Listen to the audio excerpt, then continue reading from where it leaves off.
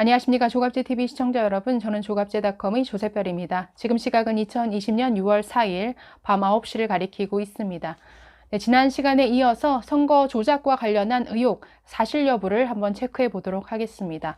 자, 네 번째 의혹입니다. 자, 부천에서 사전투표 인수를 계산을 해 보니까 1분당 12.6명이 투표한 것으로 나온다. 이것은 있을 수 없는 일이기 때문에 명백히 사전투표가 조작되었다라는 것을 의미한다라는 이 주장인데, 자, 한번 살펴보도록 하겠습니다.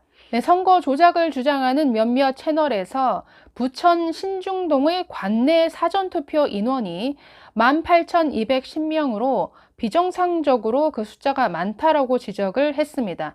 그리고 실제 투표 시간, 이틀에 걸쳐서 24시간을 감안하면 계산을 해보니까 1분당 12.6명이 투표한 것으로 나온다.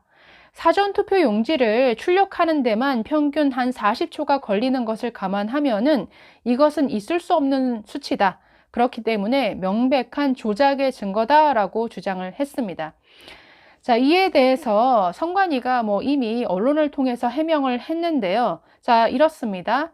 자, 관내 투표자 기준으로 1분당 12.6명이 투표했다라는 이 주장은 뭘 전제로 한 것이냐면 투표지 발급기가 딱 한 대뿐이고 기표소, 즉 우리가 들어가서 도장을 찍는 그 부스를 말하죠.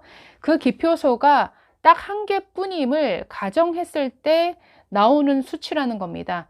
즉 투표지 발급기 하나, 기표소가 한 곳, 이것을 전제로 계산된 수치다. 그러나 실제로 당시 부천 신중동 투표소에는 발급기가 23대 있었습니다. 관내 15대, 관외 8대. 그래서 합해서 23대가 있었고 기표소는 총 27곳이 있었습니다. 그렇기 때문에 이것을 감안하면 발급기 23대, 기표소 27곳, 이것을 감안하면 1분당 0.5명, 2분당 1명이 투표를 했다는 이 계산 결과가 나옵니다. 그렇기 때문에 1분당 12.6명이 투표했다라는 이 계산 자체가 틀려서 이런 주장은 잘못된 주장입니다. 자, 다섯 번째 의혹입니다. 많은 분들이 영상을 통해서 이미 보셨을 텐데요. 성북구 갑 선거구의 그 사전투표 개표 당시에 이 사전투표지 두 장이 앞, 뒷장 그 상단 부분이 이렇게 서로 붙어 있어서 이것을 직원이 떼어내는 장면이 나옵니다.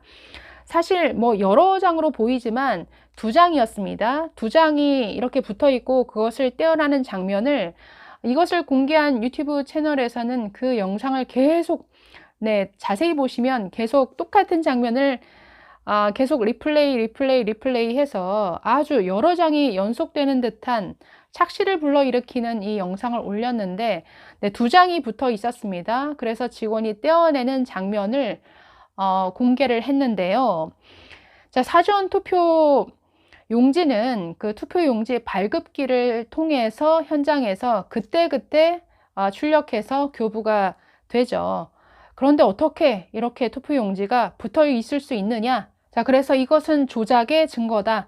누군가 투표를 조작하기 위해서 정상적으로 발급된 투표용지 외에 다른 뭔가 그 투표용지를 준비해 두고 있다가 혼입을 했다라고 이렇게 주장을 했습니다. 자, 이에 대해서 선관위는 이렇게 해명했습니다. 사전투표용지는 발급기를 통해서 한 장씩 출력하고 그때그때 선거인에게 교부하기 때문에 상단이 저런 식으로 붙어 있을 가능성은 없다. 그런데 왜 성북구 갑에서 저런 장면이 나왔느냐?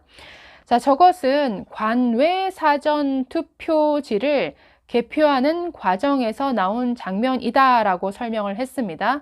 자, 두 장의 투표지가 서로 붙어 있어서 이것을 분리하는 장면인데, 자, 관내 사전 투표와 달리 자, 관외 사전 투표입니다. 자, 관외 사전 투표는 뭐가 다르냐면 발급기에서 출력한 그 투표용지 외에도 회송용 봉투를 따로 줍니다. 그래서 투표하는 사람이 투표용지에 도장을 찍고 그것을 자신이 직접 그 봉투에 넣은 다음에 접착 테이프로 그 봉투를 봉해서 투표함에 넣게 됩니다. 자, 그래서 개표하는 과정에서 이 관내 사전투표와 달리 관외 사전투표는 먼저는 봉투에서 투표용지를 꺼내야 되죠. 자, 그래서 접착된 부분을 떼어내고 거기서 투표용지를 꺼내서 분류를 하게 되는데, 이 과정에서 가끔 봉투에 묻어 있던 그 접착 테이프 일부가 투표용지에 옮겨 붙기도 하고, 또는 이 개표하는 개표 사무원 장갑에 붙어서 이 투표용지에 옮겨 붙는 이런 사례가 종종 있다라는 것이죠. 그래서 관외 사전 투표에서 가끔 나오는 사례가 포착된 것이다 라고 이렇게 설명을 했습니다.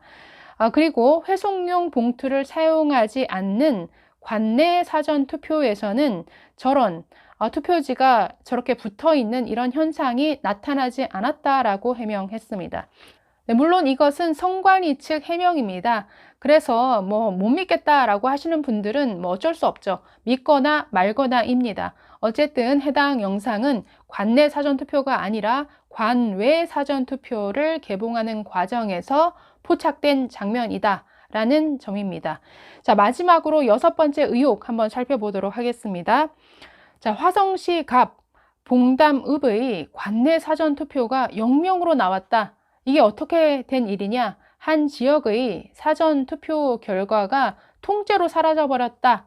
자, 이것은 어떻게 된 일인지 한번 보겠습니다. 자, 원래 경기도 화성시 봉담읍은 총 16개의 리로 구성되어 있었습니다. 자, 그런데 이번 총선을 앞두고 선거구 획정이 있었는데, 이 봉담읍이 2개의 선거구로 이렇게 분할이 되게 됩니다.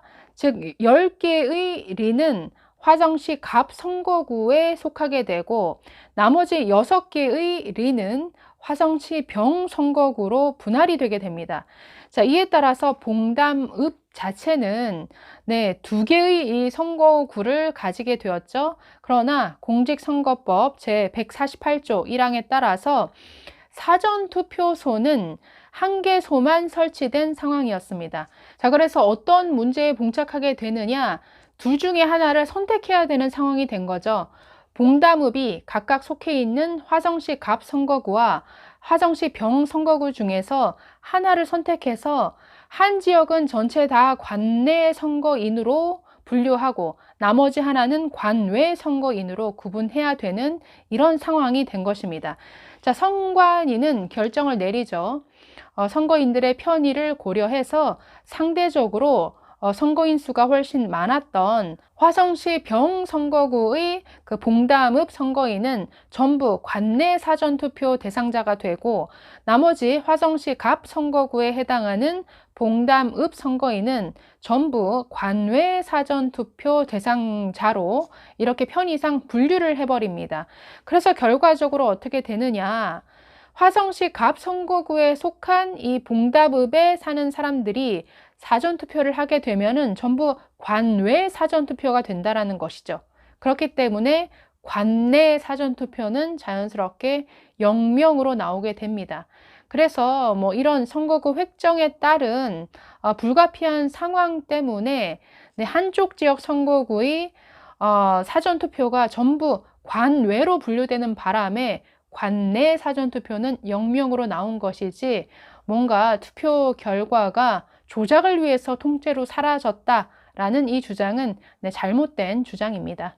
지금까지 지난 시간에 이어서 총 6개의 선거 조작을 주장하는 측의 의혹의 그 사실 여부를 한번 따져봤습니다. 시연회 때 제가 현장에 갔었는데요. 거기에는 그 MBC PD 수첩팀이 나와서 취재를 하고 있었습니다. 그리고 지난주 토요일, 매주 토요일 대법원 앞에서 선거 조작을 규탄하는 그 집회가 열리는 것으로 알고 있는데, 그 집회 현장에도 MBC PD 수첩팀이 나와서 취재를 하고 있었습니다.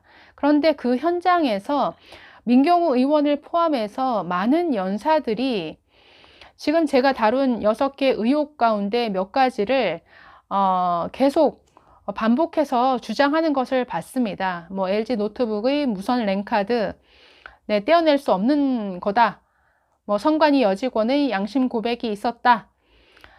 가짜 뉴스를 마치 사실인 것처럼 단상에서 연설하는 것을 보고 굉장히 우려가 됐습니다. 네, 그리고 그것을 PD 수첩 팀이 취재하는 것을 보니까 네, 더더욱 참 우려가 됐습니다. 뭐 PD 수첩, MBC 잘 아시겠지만 네, 뭐 광우병 선동부터 해서 뭐 기무사, 뭐 5.18 관련 굉장히 많은 잘못된 거짓 뉴스와 선동을 해온 이런 대표적 매체인데 저런 매체들에게 정말 좋은 먹잇감이 되는 이런 주장이 남무에서는 되겠는가 하는 생각이 들었습니다.